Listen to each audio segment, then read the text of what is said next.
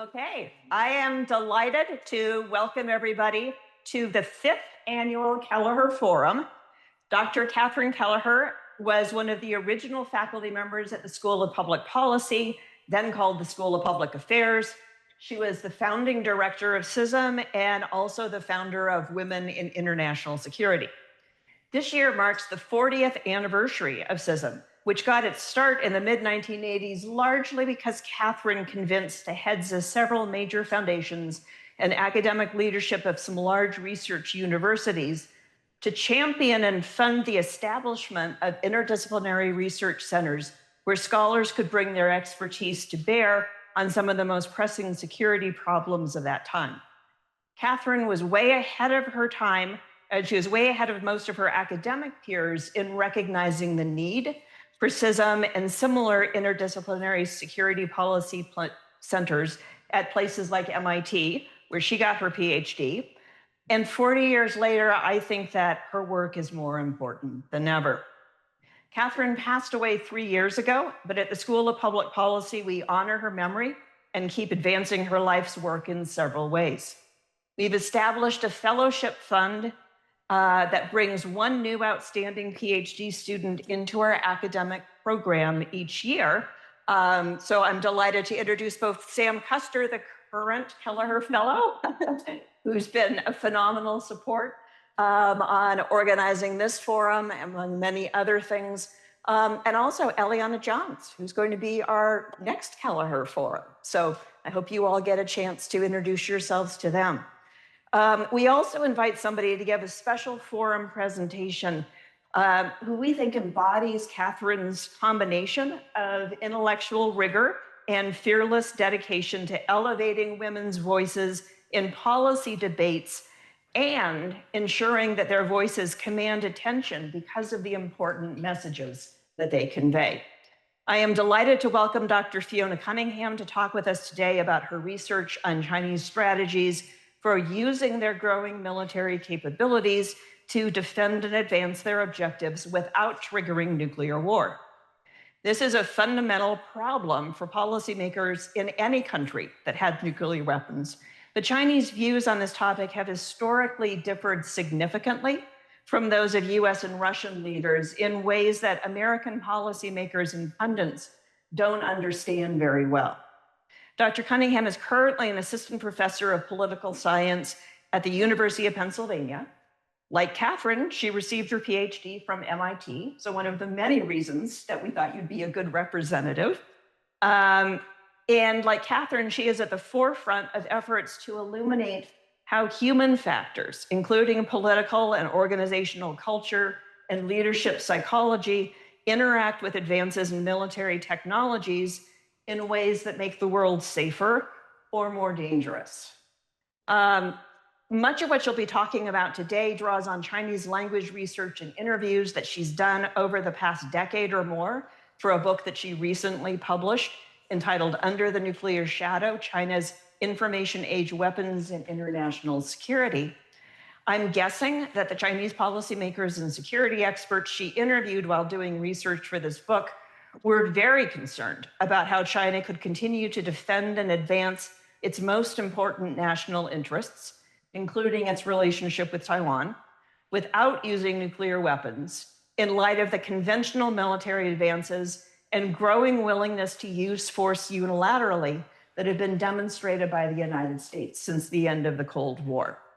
And by the first Trump administration's reframing of the US-China security relationship in terms that were very reminiscent of the Cold War zero-sum great power competition. I can only imagine what Chinese policymakers and experts are thinking about now as they watch what the United States has said and done in the war against Iran, in using its advanced conventional weapons to, quote, decapitate much of the Iranian political and military leadership, and including that international law norms regarding the use of force impose no constraints on Trump's willingness to destroy an entire civilization. So with that, happy note. Right. So I want to just begin by thanking Nancy for that very kind introduction. Thank the team at CISSM for inviting me to present to you today. and in particular to thank Nancy and the team at CISSM for inviting me to be the Kelleher Forum speaker. I recall reading Catherine Kelleher's work when I was a graduate student while studying for a PhD in political science at MIT, and being quite delighted to figure out that she actually was also an MIT PhD alum for the degree that I was at the time hoping that I would eventually attain, which I successfully did with the support of a very vibrant community of women in international security, including Professor Lena Andrews sitting in the audience here on faculty as well. So it's a true privilege to be speaking in this forum in her honor. I think that Nancy's 2023 tribute to her on the CISSM website, for any of you who haven't checked that out, should definitely have a read of that. And I hope that my talk today will capture and emulate some of Catherine's spirit of rigor, tenacity, and relevance in research on international security affairs. So with that introduction, I'm going to spend the next 30 minutes or so sharing some of the highlights from my book, Under the Nuclear Shadow, China's Information Age Weapons in International Security, which was published by Princeton University Press early last year.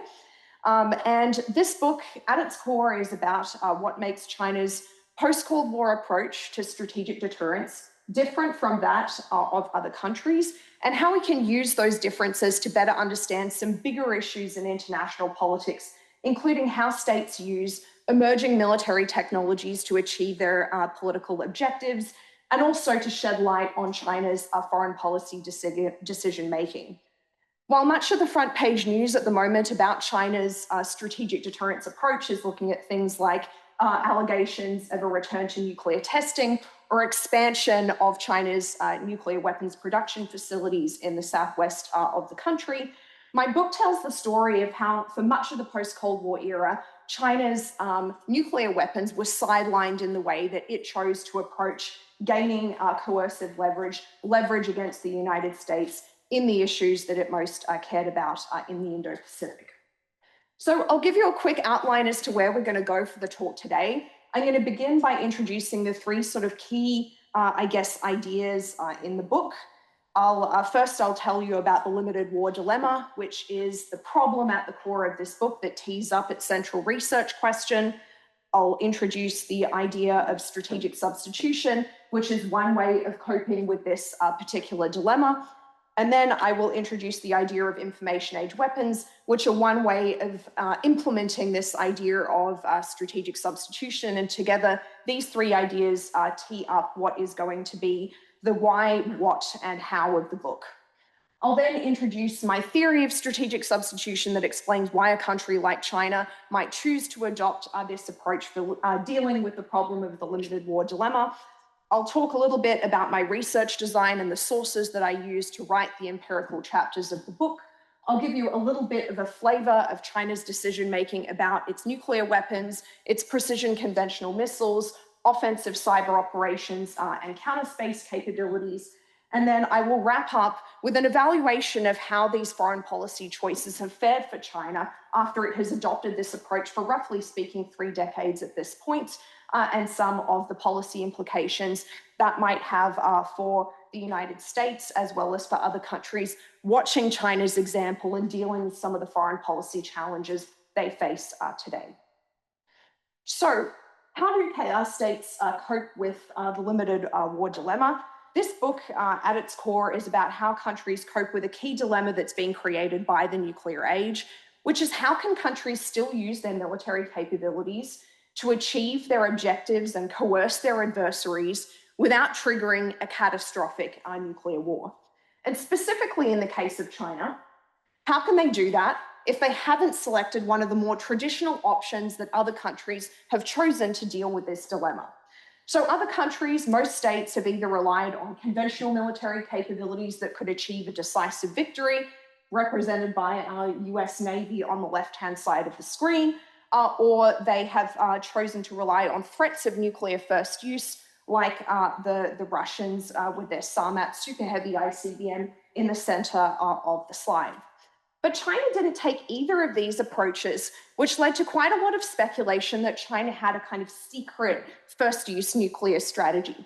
Rather, what I show in this book is that China has actually taken a third approach that I call strategic substitution, and I'll explain in 2 slides why I have chosen a picture of the power outage of Manhattan to represent that option, but you can probably guess ahead. So what is strategic substitution? At its core, it involves threatening to use non-nuclear weapons that have strategic effects, which means that they can directly influence the decision-making of an adversary's leaders, and pairing those threats together with a nuclear posture that threatens to use nuclear weapons only in retaliation for a nuclear attack. So what that combination allows a country to do is to threaten escalation in a conflict, to put pressure on an adversary, including up to the level of nuclear war, but without actually having to threaten to use nuclear weapons itself. Instead, what these provocative non-nuclear attacks do is to place the burden of actually choosing to cross the nuclear threshold and initiate a nuclear war in response on the shoulders of an adversary.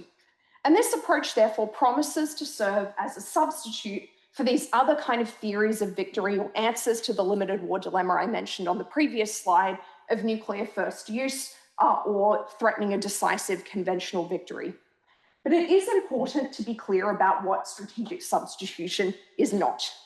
So strategic substitution does not mean a country only uses these substitution non-nuclear capabilities that it relies on for threatening escalation for coercion only. It can also use them for warfighting, provided any conflicts between these 2 functions are resolved in favor of coercion. And this particularly tends to come up in issues of command and control. The second key limitation to point out is that strategic substitution does not preclude a country from building up the conventional or nuclear capabilities that could eventually allow it to adopt one of these traditional answers to the limited war dilemma of nuclear first use or decisive conventional victory in the future. So that's to be clear about exactly what is being substituted in this concept. So the third key idea in the book is that information age weapons can be used to implement strategic substitution because they promise to provide states with coercive leverage. Information age weapons is my shorthand term simply for referring to, on the left-hand side of the slide, counterspace attacks that can disrupt an adversary's use of its satellites. In the center, precision conventional missiles that rely on information networks for guidance to reach their targets. And on the right-hand side, offensive cyber operations that disrupt an adversary's ability to make use of its computer networks for normal sorts of functions. So stepping back, what any answer to the limited war dilemma is going to need to do is to provide a country with bargaining leverage, the ability to threaten, to impose costs on an adversary, to influence its decision-making. And information age weapons, these 3 capabilities, look promising for this role, because some variants of these weapons, not all of them, share 3 key features that enable them to threaten escalation and have strategic effects. They can have large-scale, rapid, damaging effects on an adversary's military, its allies, or its society that are difficult for a country to defend against. The second feature is that they cross salient thresholds, so the kinds of limits that belligerents will place on a conflict in terms of intensity, parties, or geographical spread in a limited war. And finally, and perhaps most importantly, the use of any of these 3 information age weapons can increase the risk of a nuclear war because of their relationship with the kinds of technologies that are usually associated with nuclear arsenals. So in the case of precision conventional missiles, that missile technology can also be used to deliver nuclear warheads. In the case of offensive cyber operations and counterspace capabilities, those options can be used to disrupt the nuclear command and control systems of an adversary. And so together, these 3 features of the information age weapons enable states to use them to threaten to initiate or escalate a conflict, including to the nuclear level, but without having to turn to their nuclear weapons to use them to escalate that conflict. But these 3 information age weapons, just possessing them isn't going to give you that kind of coercive leverage. They need to be deliberately organized to create escalation risks through adopting a bundle of capabilities, certain types of doctrines, command and control and organizational arrangements within a military, and then transparency over those aspects sort of signal to an adversary so they know what to expect in terms of how a country will use them. And I argue that states can either really dial up those escalation risks using what I call a brinkmanship posture that envisions the escalation process and using any one of these information age weapons, like sort of descending down a slippery slope to the worst case scenario. Or alternatively, they can try and dial down and manage those escalation risks using what I call a calibrated escalation posture that envisages the process of escalation much more like carefully ascending the rungs of an escalation ladder to whatever the most intense use of force might be. So, like many other answers to the limited war dilemma, like nuclear first use or the conventional decisive victory option, strategic substitution is not a silver bullet. This option also has pros and cons. So this raises the question of why a country like China might decide to select this option over the first use of nuclear weapons or decisive conventional victory. And in the book, I develop a theory of strategic substitution to explain that choice, and that is summarized in this figure up on the slide. So the basic idea of the theory is as follows. A leverage deficit, the independent variable, initiates a search for coercive leverage, which is the mechanism in the center of the slide there, and results in the pursuit of an information age weapon for coercive leverage, which is the dependent variable. So I'll walk you through each of these steps to unpack what is the logic of why a country would go down this road. So leverage deficits emerge when a country experiences a change in its threat environment, for example, because it experiences a crisis or even a conflict with an adversary, and that reveals a problem.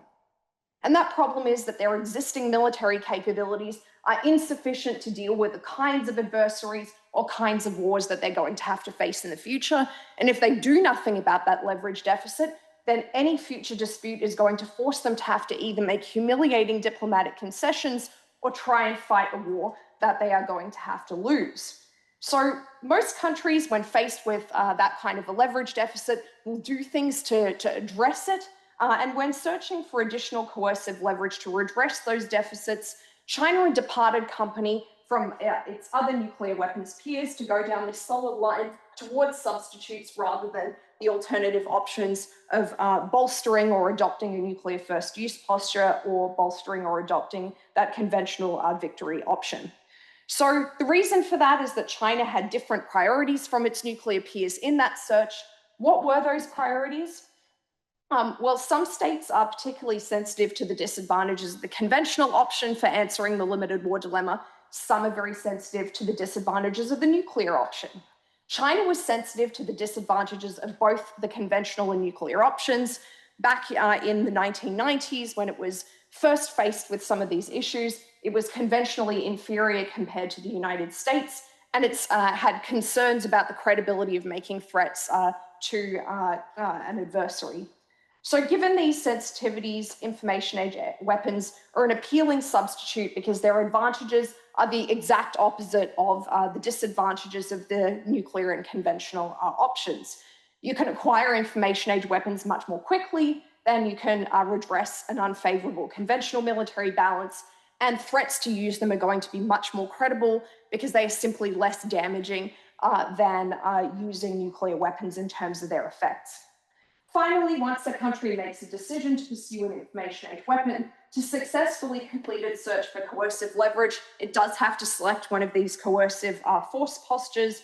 And I point to some factors that influence those choices in the book, but I don't provide a theoretical explanation of what determines that set of choices.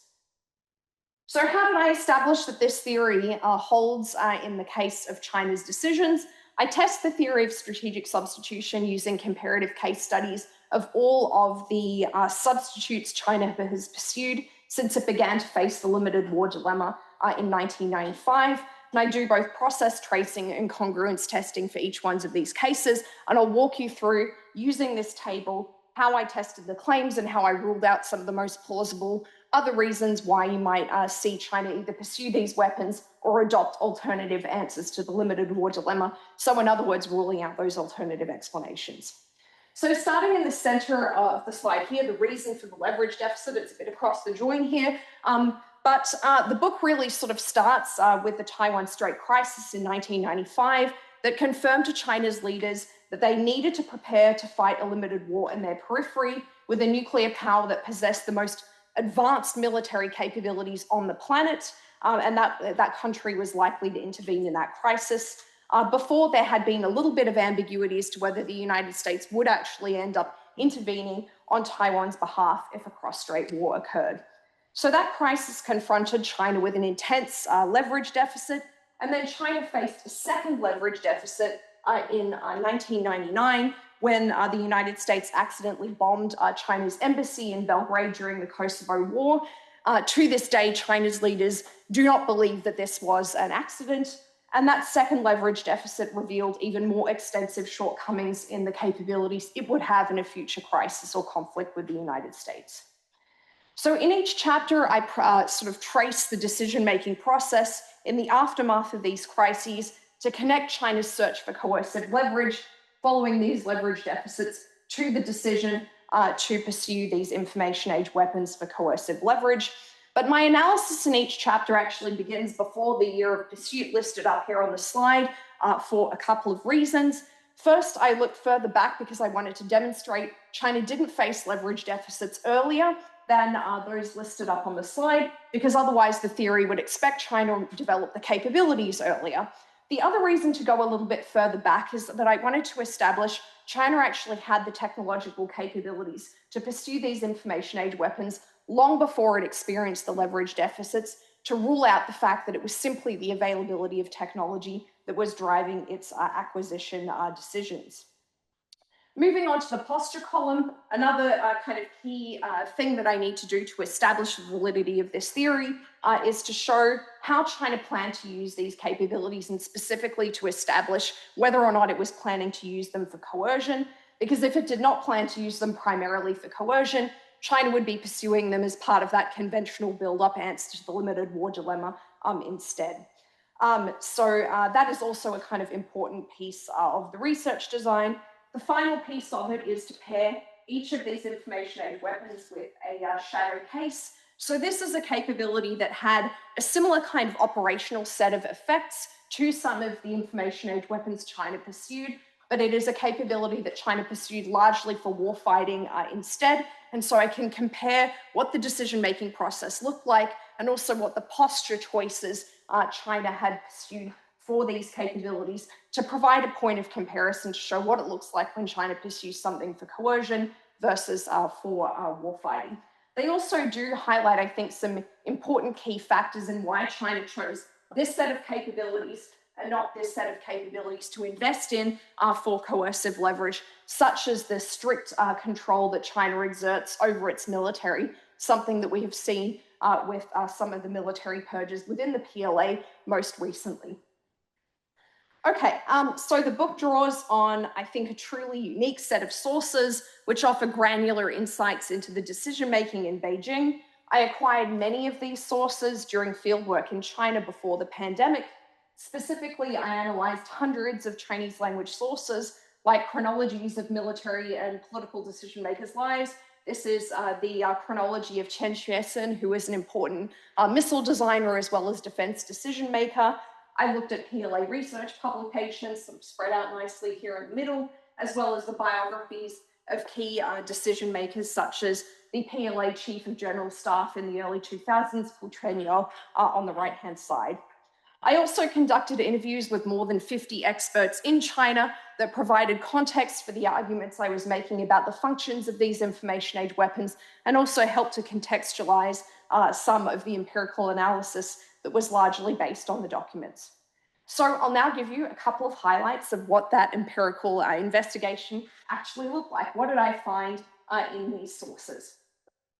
Okay, so the book basically begins, the first chapter establishes these two key constraints that shape China's search for coercive leverage in the post-Cold War era: its conventional inferiority, as well as its judgments by its leaders that nuclear threats were not going to be treated as credible by an adversary like the United States. And one of the things that book does is to examine 3 instances where China's nuclear policy was debated. twice after it experienced leverage deficits, as the theory would expect, in 1995-96, and again in 1999. But the first debate over China's nuclear policy actually took place as the Cold War was ending, and China's strategists were grappling with what the role of nuclear weapons were going to be in this new reality they faced, where the kinds of wars they were going to need to fight would be local wars on their periphery rather than a general war to counter the invasion of a superpower. Harvard professor Alistair Ian Johnson has actually documented in an article from some years ago now advocacy within the People's Liberation Army of a limited nuclear deterrence posture that would have added both tactical nuclear weapons as well as growing the size of China's arsenal if it had adopted that way forward. But some of the more recent sources that became available since the publication of that article actually suggest that debate was broader in terms of the perspectives brought to bear. China's top leaders also perhaps considered whether the US-Soviet nuclear arms reductions meant that nuclear weapons were becoming obsolete, and this is something that they didn't necessarily need to invest in. Ultimately, though, the advocates of continuity in China's nuclear posture won out. And the third debate about nuclear strategy that some of you may have encountered in more recent literatures indicates that, or followed the Belgrade embassy bombing in the early 2000s. And in that, some officers of the 2nd Artillery, China's missile forces, recommended that China add conditions to its policy of the no first use of nuclear weapons, or even perhaps develop a first use campaign that would involve a nuclear strike on US systems in orbit, so up in space.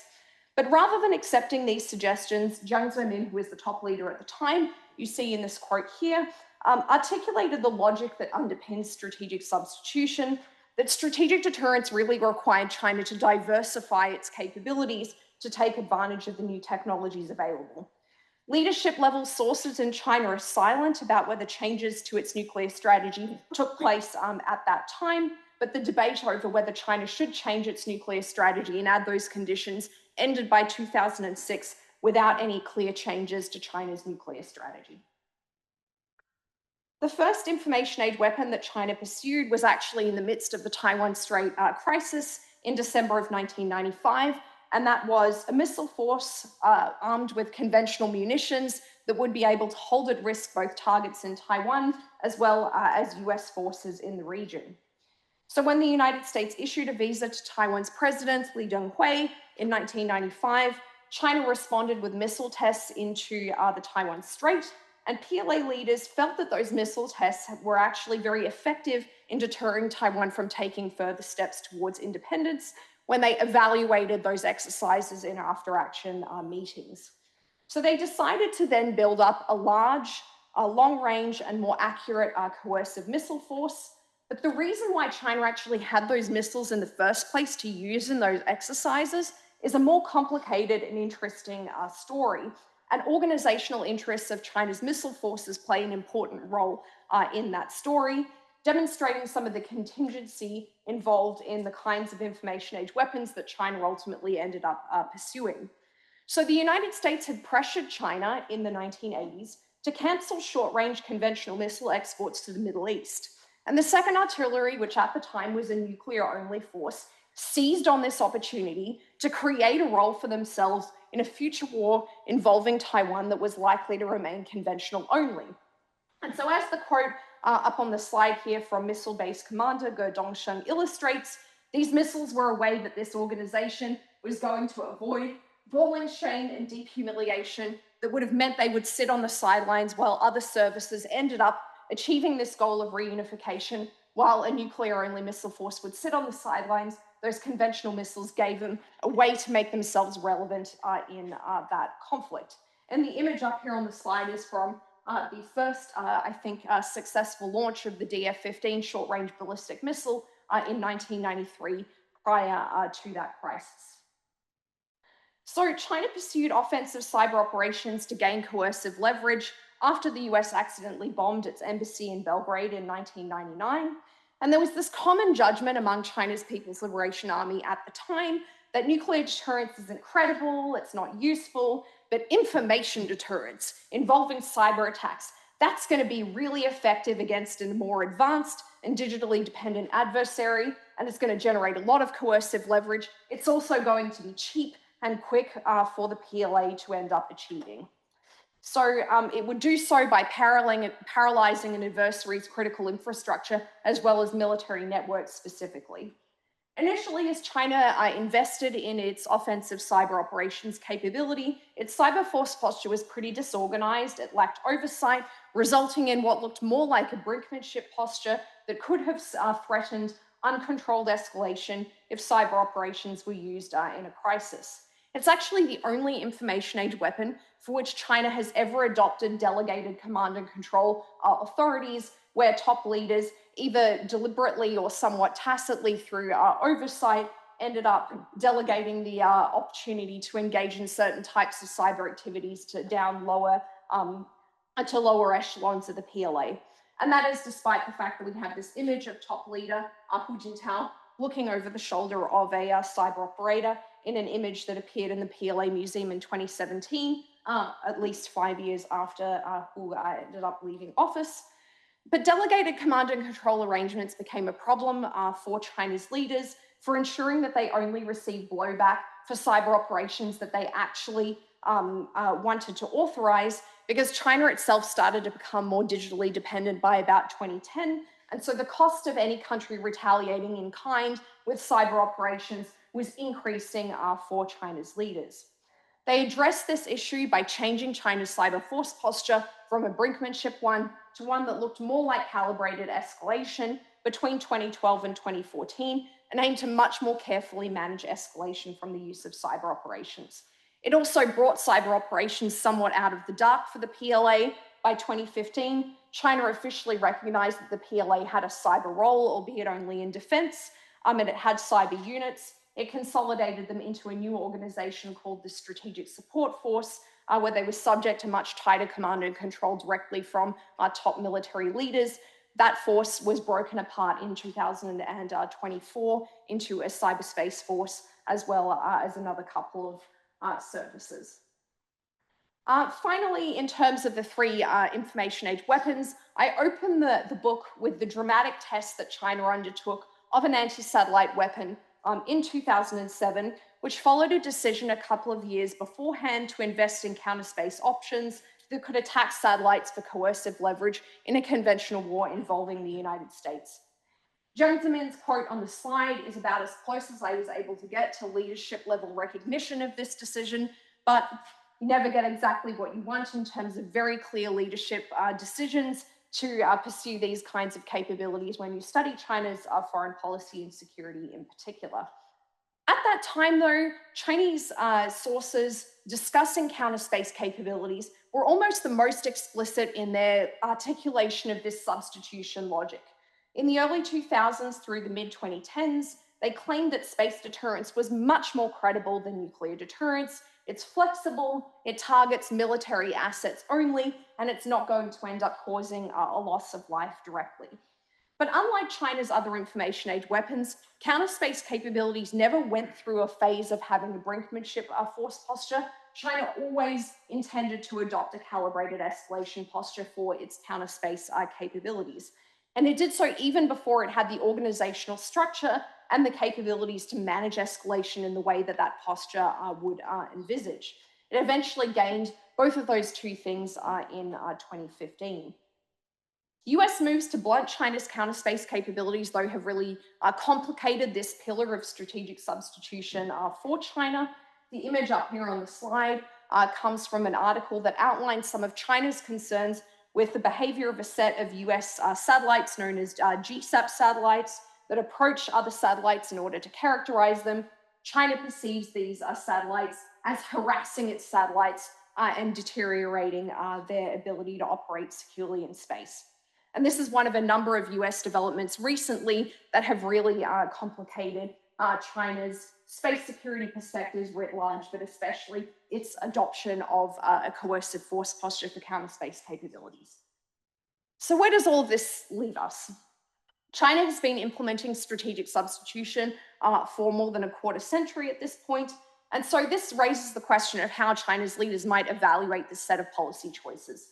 Was it a success, which means that China will continue a strategic substitution, as its ground-based ladies are here in Kuala in the west of the country represents?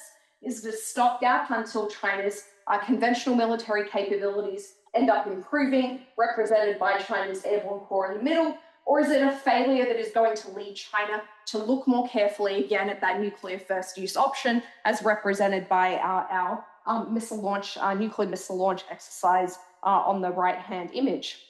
In my evaluation, strategic substitution has succeeded as a stopgap for China, but it has an uncertain future. I don't see China reaching definitively for the nuclear first use option just yet, and I expect that even if it is able to achieve conventional military capabilities that could stalemate a future conflict with the United States, it's still going to want some options to escalate out of that conflict and put pressure on an adversary. That said, the uncertain future comes from the fact that I think that there are at least three really important constraints on China's continuing ability to engage in strategic substitution: US responses, entanglement with its nuclear capabilities, and questions about just how effective these capabilities are as sources of coercive leverage. And I'll talk about each of those three. So firstly, the United States certainly hasn't stood still as China has adopted information age weapons for coercive leverage, and it has taken steps in order to blunt the leverage that China would otherwise be able to achieve with these capabilities. One of the key examples being that it withdrew from the Intermediate Nuclear Forces Treaty with Russia, citing China's conventional missile buildup, leading to perhaps deployments of similar systems in the Indo-Pacific that could make China's conventional missile force posture a victim of its own success because of the peacetime leverage it created. The second constraint comes from the growing entanglement among China's information age weapons and its nuclear forces. One of the key things that strategic substitution allows you to do is to try and calibrate and control escalation, especially up to the nuclear threshold, and avoid China from using its nuclear weapons if at all possible.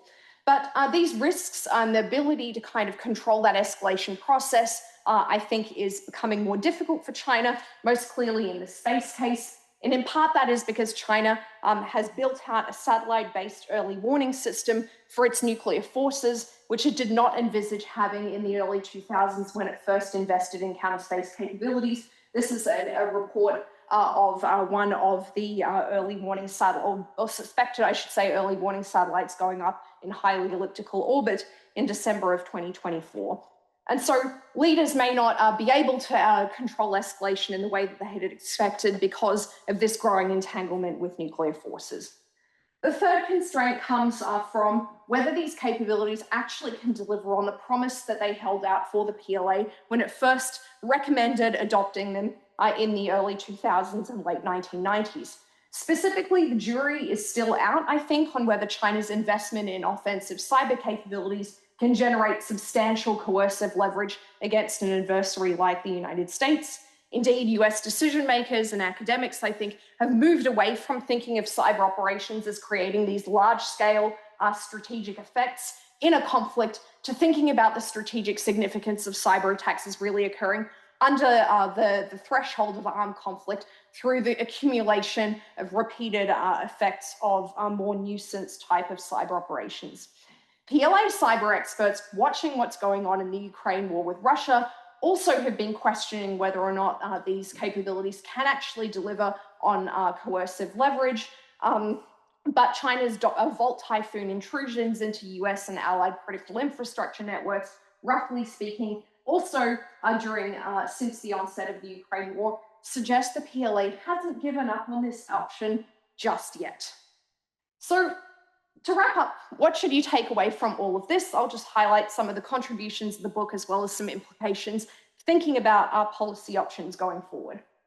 The first thing I think is that the book demonstrates how militaries can use emerging technologies to plug gaps and weaknesses in their existing capabilities. Militaries have different gaps and different weaknesses, and so therefore often they'll use the same emerging technologies in quite different ways to bolster their existing military capabilities. A second contribution of the book is that it updates the literature on coercion among nuclear armed powers, which largely focused on nuclear brinkmanship to take account of both change in technology that broadens the menu of options available, but also changes in the nature of the nuclear club to include countries that have more restrained nuclear strategies like China or India. In doing so, it identifies this third way of addressing the limited war dilemma by relying on information age weapons as substitute sources of coercive leverage. Indeed, US allies may look at this as a sort of example of how you can gain coercive leverage against an adversary under the US nuclear umbrella, sort of adapting these ideas so that they can avoid tripping the wires of damaging their extended deterrence relationship with the United States while still acquiring some ability to have their own independent sources of leverage. Finally, it suggests that any future US-China risk reduction in the strategic weapons space is going to need to include these information age weapons as well. And that poses challenges both because of the new types of players who are going to be involved in the new types of issues that any of those discussions are going to have to encompass. But at the same time, it creates some opportunities. Information age weapons are ripe for risk reduction conversations that China may actually be more willing to engage in than in nuclear risk reduction, an area where it has persistently refused to engage deeply with the United States. And so this provides perhaps another way of cutting into that problem. So I will leave it there. Very much for coming and sharing the benefit of your years and years of research with us. I think you've crammed a phenomenal amount of information into a short talk and very, very concise answers to a lot of very difficult questions that obviously leave the room for much more discussion. So I hope this is the first of many visits and that we can welcome you back again soon. Me too. Thank you.